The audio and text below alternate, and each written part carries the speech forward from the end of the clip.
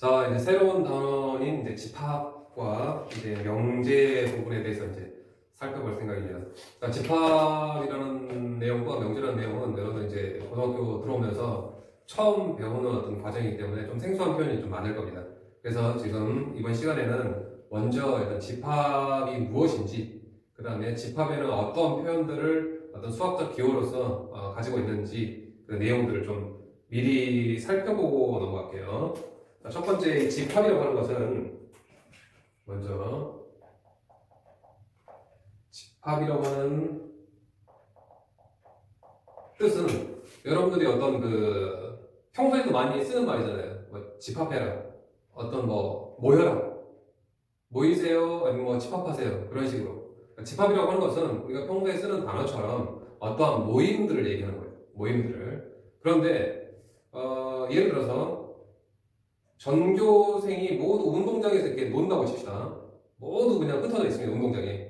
많은 이제 1, 2, 3학년 학생들이 모두 다 이제 운동장에 모여있는데 어떤 선생님이 나와서 모이세요라고 했을 때 다 모이진 않잖아요. 어떤 사람은 좀 의심을 가질 텐데 내가 모여야 되나 말아야 되나 어떤 의심을 가질 텐데 다시 선생님이 이제 뭐 명령하기를 또는 뭐 그 안내하기를 1학년 3반 모이세요라고 한다면 분명히 이제는 1학년 3반 친구들은 확실하게 모일 테고요. 나머지는 확실하게 이제 모이지 않겠죠.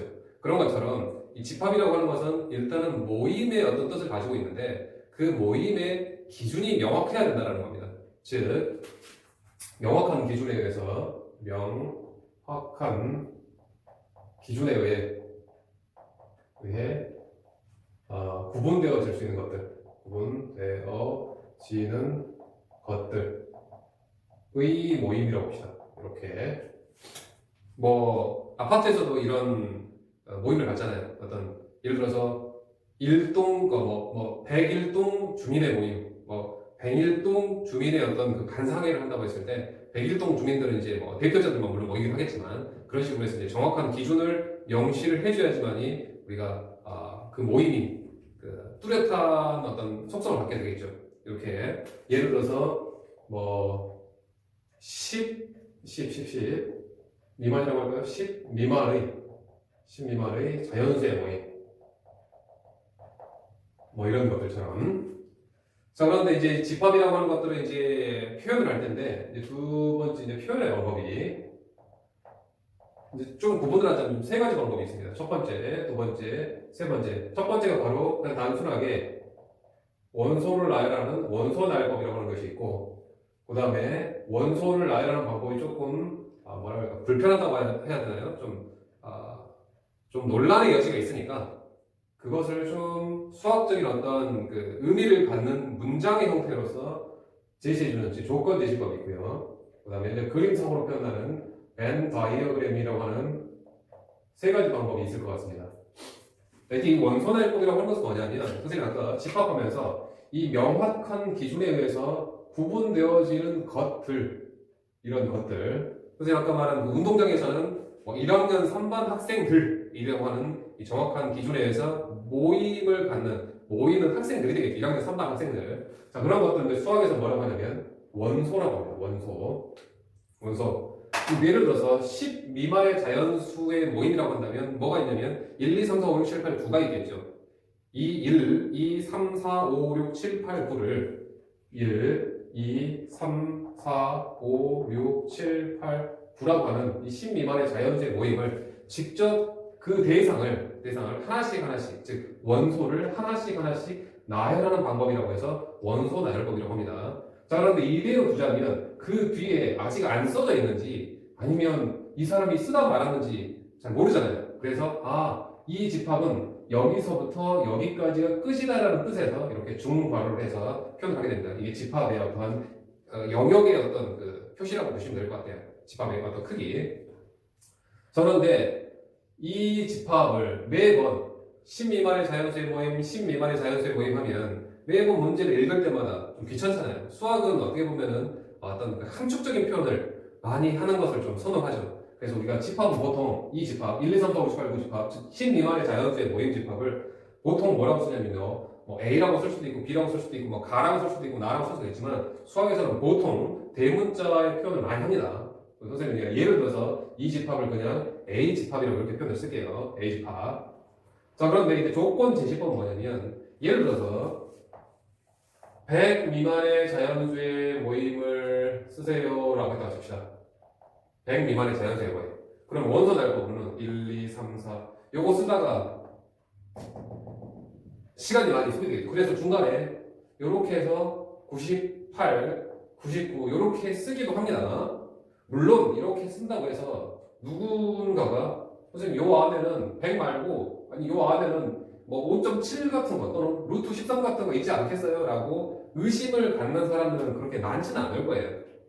그런데 문제는 그렇게 이의 제기를 한다고 했을 때 그건 아니야 라고 확정지어서 넌 틀렸다라고 말할 수는 없는 노릇이라는 얘기입니다.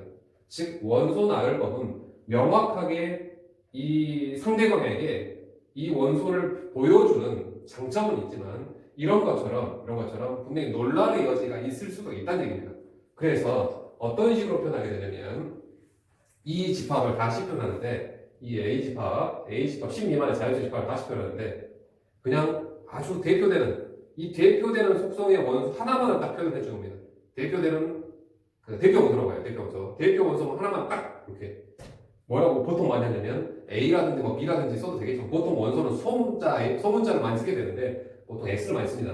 자, 아무튼 이 집합은 어떤 원소를 갖고 있냐? X라는 원소를 가지고 있습니다. 이렇게 해서 그래서 이 집합은 X라는 원소를 가지고 있는 집합이에요 라고 할 텐데 그럼 누가 보고서 X가 뭐야? 이 집합은 도대체 원소를 X라고 하는데 X가 뭘까? 분명히 받아들이기 힘들겠죠. 그래서 그 뒤에 좀 벽을 세워서 그 뒤에 이 X라고 하는 이 대표 원소에 대한 조건, 즉 대표 원소가 가지고 있는 어떤 성질을 뒤에다가 명시를 해주는 겁니다. 명시를. 즉 어떻게 명시해 주냐면 X는 10 미만 자연수다라고 이렇게. 자 그렇다고 한다면 분명히 이 집합은 X를 원소로 가지고 있어. 그런데 X는 뭐라고? 뒤에 설명이 되어 있기를 10 미만의 자연수야 라고 한다면 누구라고? 이 집합은 1, 2, 3, 4, 5, 6, 7, 9라고 하는 원소를 가지고 있는 집합이구나 라고 우리가 받아들일 수 있다는 얘기입니다. 자 그렇다고 한다면 이 모든 대부분의 어떤 수학적인 문제에서 이 조건 제시법으로 많이 표현을 해줄 텐데 문제에서 그 내용을 여러분들은 이렇게 좀 불편하겠지만 쓰기는 좀 불편하겠지만 받아들이기 편한 이 원소 나열법으로 전환하는 방법을 여러분들 좀 많이 공부를 하셔야 돼요. 그러면서 이제 자연스럽게 조건 제시법이 이런 원소 나열법으로 표현되는구나 라고 좀 연습을 좀 많이 하셔야 됩니다. 자, 그리고 이 세 번째 이 벤 다이어그램이라고 하는 건 뭐냐면 이 집합을 이 원소 나열법을 다만 그림으로 이런 식으로 이제 표현하는 그러니까 이 집합에서 이 중괄호를 다만 동그랗게 해서 그림으로 표현한다고 생각하면 될 것 같아요. 그래서 1, 2, 3, 4, 5, 6, 7, 8, 9 이렇게 그림으로 표현하는 방법이라고 보시면 될 것 같습니다.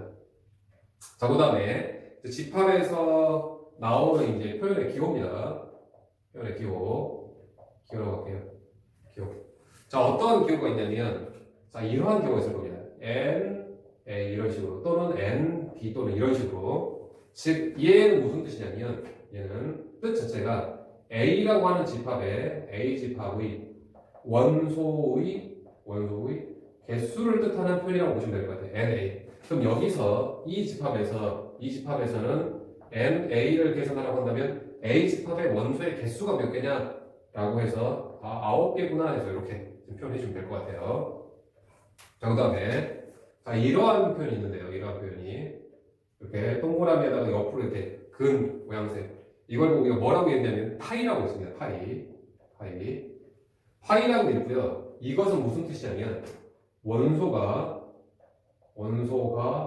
없는 집합, 즉 원소의 개수가 0개인 집합. 한글로는 공집합이라고 하기도 합니다. 공집합. 즉 예를 들어서 만약에 이 미만의 소수의 1 미만의 자연수 집합이라고 합시다. 1 미만의 자연수 집합을 B라고 했을 때 이 B집합을 원소 날고 표현하자면, 원소 날고 표현하자면 1 미만의 자연수를 쓸 텐데 써지는 게 하나도 없잖아요. 그죠? 따라서 요대로 이렇게 원소 하나도 없는 이러한 집합을 보고 우리가 공집합이라고 하고, 이러한 표현을 쓰는 것보다는 이러한 표현을 쓰죠. B집합은 원소가 하나도 없는 집합이구나라고 해서 이렇게 보통 표현을 합니다. 공집합. 자, 그 다음에 이제 이러한 표현이 있을 텐데요. 이렇게 마치 부등호 기호처럼 이 포크 모양새, 이걸 보고 우리가 원소의 표현이라고 합니다. 이 원소로 우리가 그러니까 원소가 어떤 집합이 원소이다라는 표현을 쓸 때, 예를 들어서 이 집합에서 1은 A의 원소입니까 아닙니까? 2은 A 집합의 원소이다. 맞아요, 틀려요? 이게 맞는 말이잖아요, 그렇죠? 따라서 이것을 우리가 수학적으로 표현할 때 1이라고 하는 것은 A 집합의 원소이다. 이렇게 표현한다는 얘기예요. 어떻게 보면 부등호 표시라고 보셔도 좀 크게 혼란의 여지는 없을 것 같습니다. 그러니까 A가 큰 사이즈인데 그 1이 그 안에 들어가 있다라는 의미로서. 근데 예를 들어서 10은 A의 원소가 아니죠, 그죠? 이 집합 안에 10이라고 하는 원소가 없잖아요, 그죠? 10은 A의 원소가 아니다. 이런 표현을 쓸 때는 10이라고 하는 것은 A에 속하지 않는다라고 이렇게 표현을 할 겁니다. 이렇게. 자, 그 다음에 이제 이런 표현이 있을 겁니다. 이런 표현. 자, 얘랑 거의 비슷한 표현인데요. 얘는 어떤 원소가, 그러니까 이 집합이라고 하는 것의 이 구성원, 즉 원소냐 아니냐의 판단을 할 때 쓰는 어떤 표현을 기우고요. 이 내용은 집합과 집합 사이에서, 어떤 두 집합 사이에서의 부분 집합이라고 하는 내용에서 쓰는 부분 집합이라고 하는 내용에서 쓰는 기호입니다. 아직 이 부분 집합은 선생님 이 다음 강의에서 더 이제 세부적으로 설명할 텐데, 어떤 내용이냐면, 예를 들어서 A 집합이 1, 2, 3이라고 합시다. 그 다음 B 집합이 1, 2, 3, 4, 5라고 할게요. 이때 A에 있는 원소가 B에도 모두 들어갑니다. 그죠? A에 있는 원소가 B의 모든 원소가 다 보이고 있죠. 그죠? 이랬을 때는 우리가 그러니까 B가 A의 집합을 모두 표현한다는 표현을 쓰면서 이렇게 표현을 할 거예요. 이렇게. 근데 만약 여기에 이렇게 들어가게 되면 이 0, 1, 2, 3이 여기에 아래 다 있지는 않잖아요. 그죠? 그랬을 때는 A가 B에 포함되지 않는다. 이건 속한다는 표현을 쓰지 않고 그냥 포함된다, 포함되지 않는다는 표현을 써요. 자, 만약 이렇게 돼 있다고 한다면 A가 B에 포함된다고 하고, 특별하게 A는 B의 일부분이다. 어떻게 보면 B가 큰 집합이고 그 안에 A가 들어가 있는 모양새, 이런 식의 모양새를 우리가 부분 집합이라고 해요.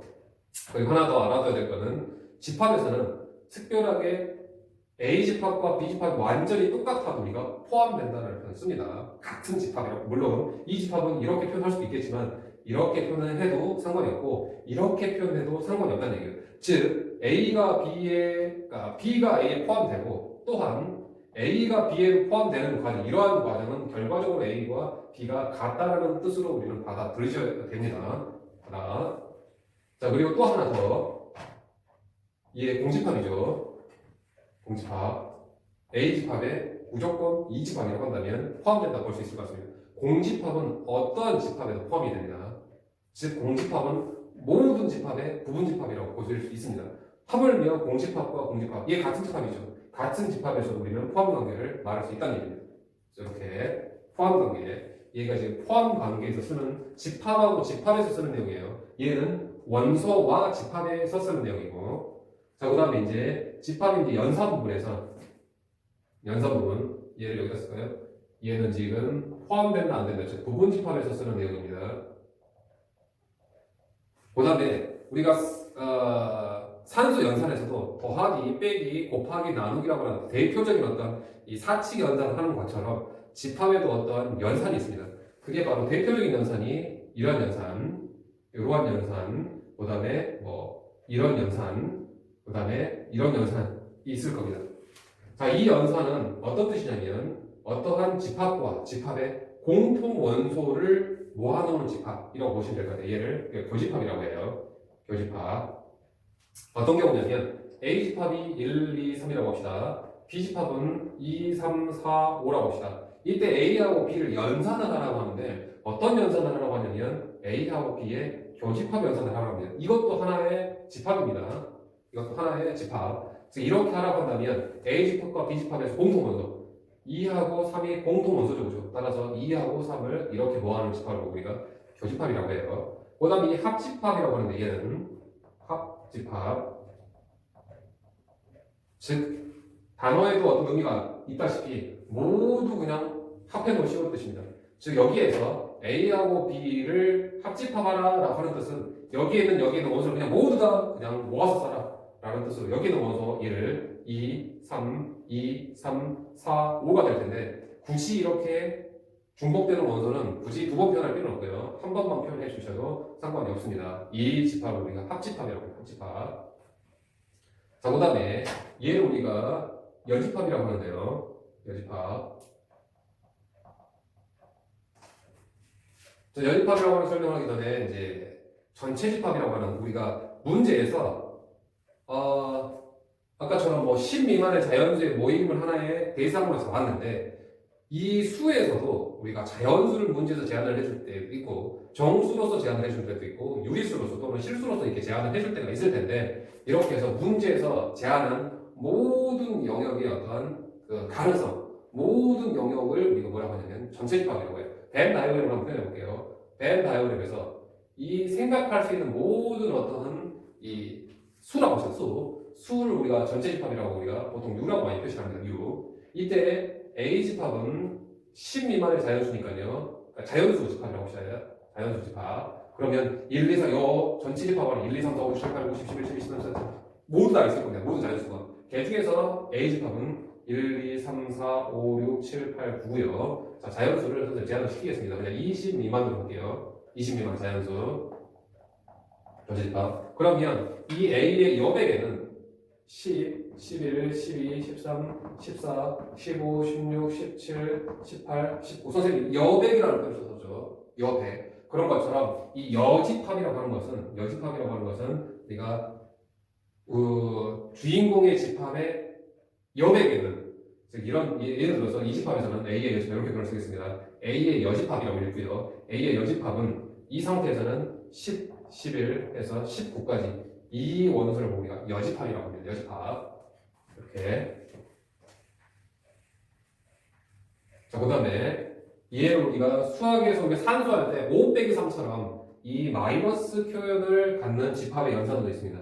마이너스 표현을 갖는 집합의 연산. 얘를 우리가 뭐라고 하냐면 차집합이라고 하고요. 차집합. 어떤 빼기의 개념이 들어가 있는 기호긴 하지만 여러분 이제 산수에서 하는가 그러니까 산술적인 부분에서 하는 어떤 그 연산 기호와 집합에서 하는 이 차집합 연산 기호는 조금 다릅니다. 어떤 뜻으로 다르냐면 A는 예를 들어서 1, 2, 3이라고 하고요. B는 3, 4, 5, 6, 7이라고 합시다. 3, 4, 5, 6까지만 쓸까요? 3, 4, 5, 6 이렇게. 이때 A에서 B를 빼라고 하는 거예요. 잘 보세요. 우리 수학에서 5 빼기 3하고 3 빼기 5가 다르듯이 집합에서도 A 빼기 B와 B 빼기 A는 서로 다릅니다. 그러니까 원소의 개수를 빼라는 게 아니라 A 빼기 B라고 하는 것은 A 중에서요. 여기가 주인공입니다. 여기가 이 중에서 B의 속성을 가지고 있는 즉 B의 원소를 제외하라는 뜻입니다.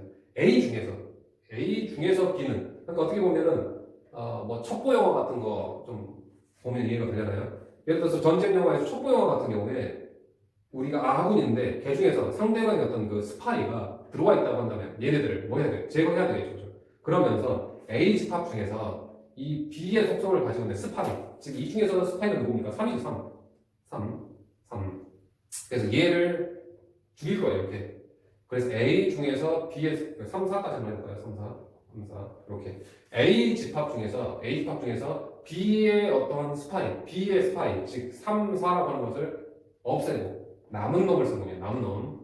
즉 1, 2가 A 빼기 B가 될 겁니다. 자, 그럼 B 빼기 A는 B 중에서 생각하는 거예요. B 중에서. 자, B가 지금 주인공인데 이 중에서 스파이 즉 A 집합에 있는 놈 3, 4가 A 집합이 되죠. 얘를 제외한 5, 6이 B-A라고 여러분들은 보셔야 될 거예요. 그리고 조금 이제 연산하면서 이 차집합 선생님이 어떤 그 교집합과 여집합을 사용해서 이제 변신하는 과정도 확인할 겁니다. 그럼 뒤에서 이제 보긴 하고요. 자, 그 다음에 이제 하나 더 단어, 이제 소라고 하는 단어도 나타날 텐데 서로 뭐냐면 자, A 집합이 1, 2, 3이라고 합시다. B 집합이 예를 들어서 4, 5, 6, 7이라고 할게요. 이때 A하고 B의 교집합을 계산해 보시오라고 한다면 A하고 B의 공통 원소를 찾아야 되겠죠. 근데 공통 원소가 하나도 없어. 그러면 그냥 원소가 하나도 없는데 해서 이렇게 표현할 거예요. 이렇게 두 집합이 공통 원소가 하나도 없을 때, 즉 벤 다이그램상으로는 A 집합이 B 집합이 보통 이렇게 겹쳐서 공통 부분이 있을 거예요. 그런데 특이하게도 B 집합과 A 집합이 전혀 겹치는 원소가 없을 때를 보고 우리가 서로 소라고 합니다. 공통 원소가 없을 때라는 뜻으로 보시면 될 것 같아요. 보시면 자 이렇게 해서 집합에서 이제 쓰는 대표적인 어떠한 그러니까 집합에서의 어떤 정의와 표현의 방법 대표적으로 쓰는 이제 기호에 대해서 살펴봤는데 하나씩 문제를 풀어가면서 자, 복습 한번 해볼게요. 예를 들어 1번 다음 중에서 집합이 아닌 것은 이라고 했습니다. 자 1번 보기에 혈액형이 A형인 사람 혈액형 A인 사람을 모아라 라고 한다면 선생님들이 뭐 예를 들어서 가끔씩 뉴스 보면은 그런 방송 나오잖아요. 어떤 혈액형이 모자랍니다. 빨리 어떤 헌혈을 좀 도와주세요라고 이제 어떤 그 긴급 뉴스가 나올 때가 있을 텐데 그때도 마찬가지로 야 어떤 혈액형이야? 라고 물어보면 분명히 명시가 돼야 되겠죠. 그래야지 헌혈을 하는 걸 거 아니에요.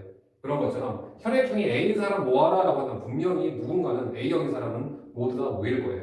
이런 것처럼 정확한 기준이 있으니까 분명히 얘는 집합이라고 볼 수 있을 테고요. 자, 두 번째 생일이 3일인 사람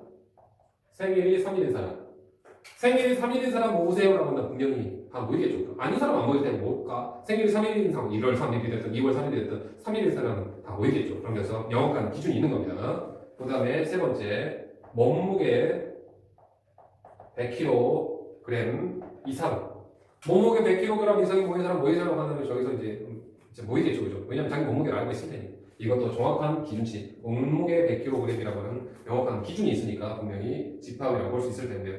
그 다음에 IQ가 높은 사람 보이세요라고 한다면 나는 IQ가 120인데 이거 뭐 해야 되지 말아야 되지? 분명히 고민을 할 거예요. 어떤 사람은 굉장히 자기 스스로에 대해서 어떤 자신이 있는 사람들은 IQ 100밖에 안 되지만 난 높아 라고 생각하면 모일 테지만 좀 소심한 사람은 IQ가 140인데도 불구하고 나는 좀 모자랄 것 같아 라고 하면서 안 모일 수도 있습니다. 왜냐면 이렇게 기준을 애매모호하게 제시를 해줬기 때문이에요. 만약 여기에서 IQ가 130 이상이 되는 사람 모이자라고 한다면 분명히 그 사람들만 모였을 거예요. 그럼 여기서는 그냥 단순하게 IQ가 높은 사람 모이자라고 하니까 분명히 기준치가 모호하잖아요. 그래서 우리는 얘를 집합이라고 볼 수 없는 겁니다. 5번도 제주도가 이제 고향이 제주도인 사람 모이세요라고 한다면 분명히 모이겠죠. 제주도인 사람만.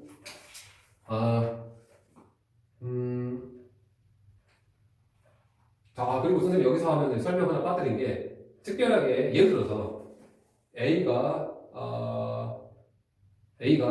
1 이상의 자연수라고 한번 해봅시다. 그럼 A라고 하는 것은 원수라고 없으면 1, 2, 3, 4 이렇게 해서 끝없이 가지고 이런 걸 보고 우리가 무한집합이라고 합니다. 원소의 개수가 무수히 많은 경우, 셀 수 없이 많은 경우 무한집합.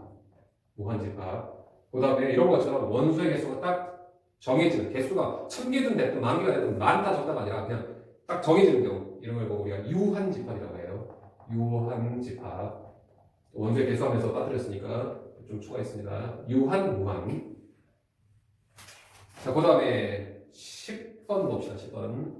10번에 보면 Q라고 하는 것은요, 우리가 유리수의 집합입니다.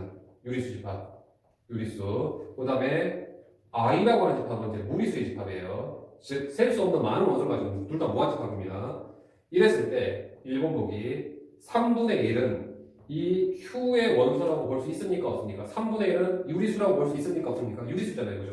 유리수이기 때문에 우리가 이렇게 표현을 할 수 있을 겁니다. 자, 그 다음에 두 번째, 이 파이라고 하는 것은 이 무리수의 원소라고 볼 수 있습니까? 없습니까? 끝나지 않는, 순환하지 않는 무한소수. 이 파이가 3.14에서 끝나지 않잖아요. 그죠? 따라서 얘도 무리수라고 볼 수 있을 겁니다. 그 다음에 세 번째, 루트 9는 무리수입니까? 루트 9는 굳이 우리가 루트의 표현을 쓰지 않고 루트 없이 그냥 3이라고 쓰면 되잖아요. 그죠? 따라서 이 3이라고 하는 것은 무리수라고 볼 수는 없고 유리수잖아요. 그죠? 따라서 3은 무리수라고 볼 수는 없습니다. 즉 3이라고 하는 것은 무리수의 원소가 아닙니다. 라고 볼 수 있을 것 같고요. 11번에 자 이제 조건지 집합이 나타나죠. A 집합은 자, 여러분 조건지식 표현할 때 이 바 앞에 있는 이 여기에 초점을 두세요. 이 x.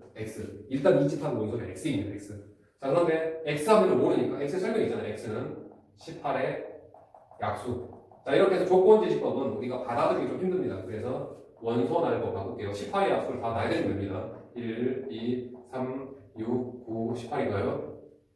이렇게 A집합 나열했고요. 그 다음에 B집합의 원소가 X인데 X에 대한 설명을 해주기를, 자, X는 10 이하의 소수야라고 이렇게 제안을 해줬네요. 제시를 조건 제시법으로서. 자, 원소 날법 바꾸겠습니다. 10 이하의 소수 2, 3, 5, 7 이렇게 되겠네요. 그 다음에 C라고 하는 것은 직접적으로 원소 나열법으로 제시해줬고요. 0이라는 원소 하나를 갖고 있습니다. 그때 NA 더하기 NB 마이너스 NC라고 하는 것은 A집합의 원소의 개수가 몇 개입니까? 하나, 둘, 셋, 넷, 다섯, 6개죠. 그죠? 6개. B라고 하는 집합의 원소의 개수 몇 개입니까? 4개죠. 그죠? C라고 하는 것은 원소가 하나겠죠. 그죠? 하나 해서 요 연산을 해주시면 될 것 같습니다. 자, 그 다음에 23번 볼까요? 23번에 A는 X바, X는 6의 약수. 자, 좀 부담스럽게 이렇게 조건지식법으로 나왔네요. X가 원소인데 X에 대해서 설명 6의 약수라고 했으니까 원소 날법으로 1, 2, 3, 6이라고 표현할 수 있을 것 같습니다. 자, 그러면 1번 보기 1은 A의 원소입니까? 아닙니까? 물어봤죠. 1은 이 A집합의 원소가 맞죠? 그죠? 따라서 얘는 맞는 보기고요. 2번 보기 2는 A의 원소입니까? 라고 물어봤습니다. 맞는 보기죠. 3번 보기 3은 A의 원소가 아닙니까? 라고 물어봤습니다. 3은 A의 원소잖아요. 그런데 아닙니다 라고 표현을 해서 얘는 틀린 보기가 되겠고요. 4번 5는 A의 원소가 아닙니다 라고 지금 표현이 되어 있습니다. 5는 A의 원소가 아니잖아요. 따라서 얘는 제대로 된 표현이라고 볼 수 있겠고요. 그 다음에 5번 5번 6은 A의 원소입니다. 저 분명히 6은 A의 원소잖아요. 따라서 3번 보기가 틀렸다고 볼 수 있을 것 같습니다. 자, 그 다음에 28번입니다. 28번.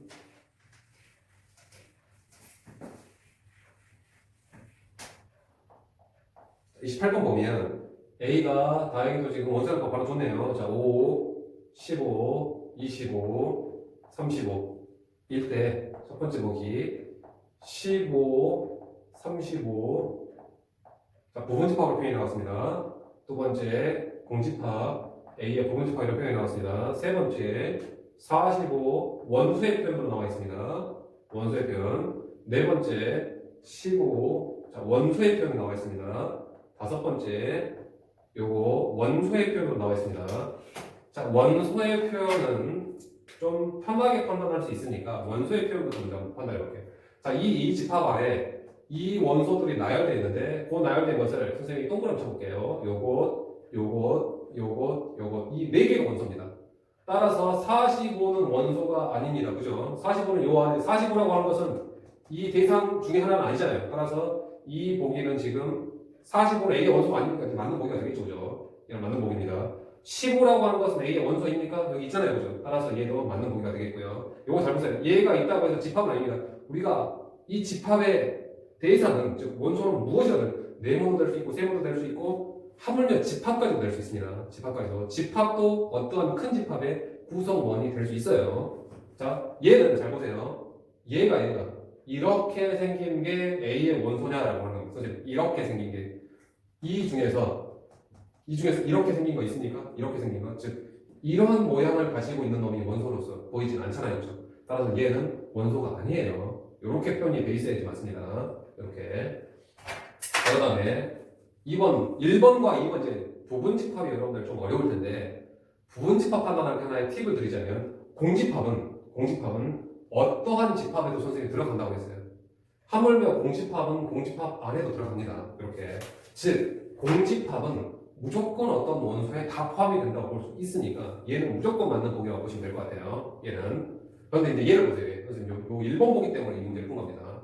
자, 이 집합을 보자면 15, 35가 A 집합은요 이렇게 5, 15, 25, 35 이렇게 되니까 이 집합이 이 집합 안에 쏙 들어갑니까? 즉 15, 35라는 원소가 선생님이 아까 부분집합에서의 부분집합이 되기 위한 조건은 어떤 작은 집합이 큰 집합에 다 들어가려면 얘네의 각각 대상이 이 원소가 여기에도 다 모여야 된다는 것입니다. 선생님 굉장히 중요한 표현을 했는데요.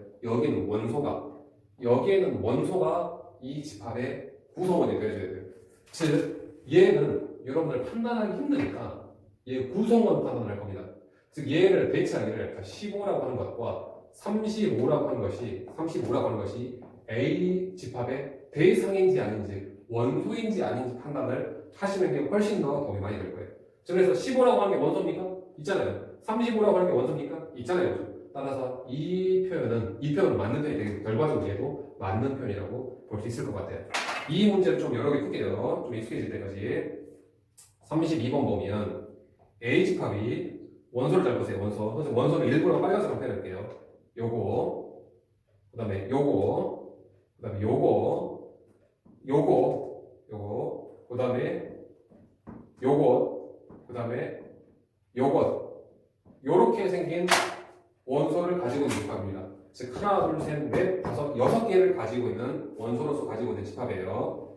자 그러면 1번 보기 NA는 7입니까 아닙니까? 7이 아니라 뭐라고 돼 있어야 돼요? 6이라고 돼 있어야 되겠죠.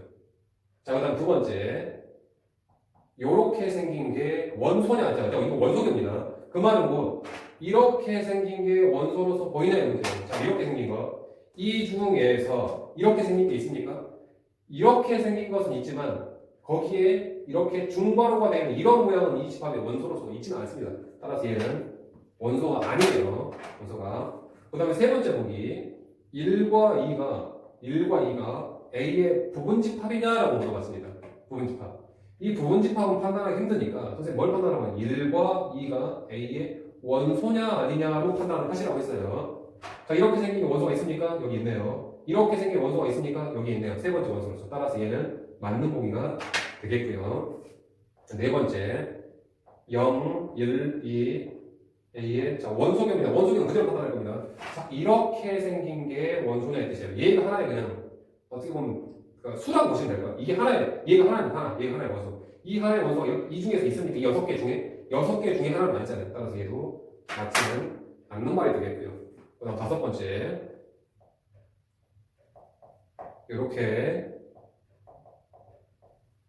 요렇게가 부분집합이냐고 그래서 부분집합. 자, 부분집합은 여러분들 판단하기 힘드니까 여기에는 구성원들 요것 그 다음에 여기 이 집합 구성원은 얘하고 얘죠. 얘가 원소인지 아닌지 판단할 겁니다. 원소인지 아닌지.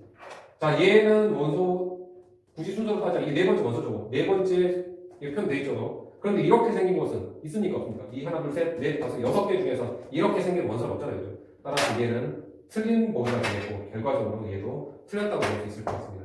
따라서 여러분들이 적당한 보기를 찾아내시고요. 자, 그 다음에 46번에 보면 36번 한번 더 볼까? 36번에 보면 A가 1, 3 이렇게 생긴 것 이렇게 해서 총 몇 개를요? 하나, 둘, 셋, 4개를 원소로 갖는 집합입니다. 아니냐? 2번 보기는 포함관계예요. 이렇게 생긴 게 A 집합의 부분집합이냐 아니냐?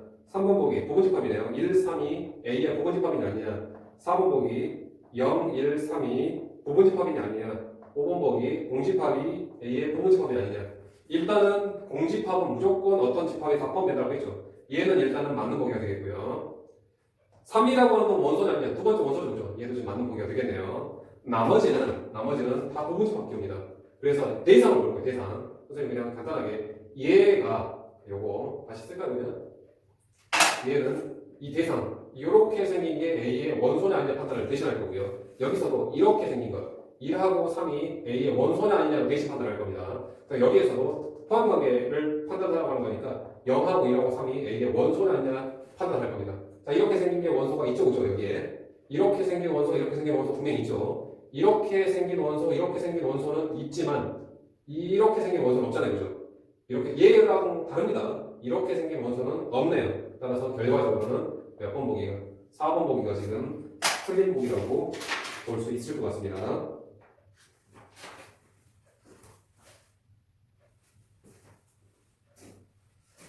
자, 집합의 정의한 표현을 1시간에 다 하기는 좀 무리가 있을 것 같고요. 다음 시간에 좀 이어서 이제 특별하게 이제 선생님 맞다 조건제시법이 좀 이제 표현의 해석을 하면 좀 어렵다고 했으니까 다음 시간에 조건제시법을 해석하는 방법에 대해서 좀 더 살펴보도록 하겠습니다.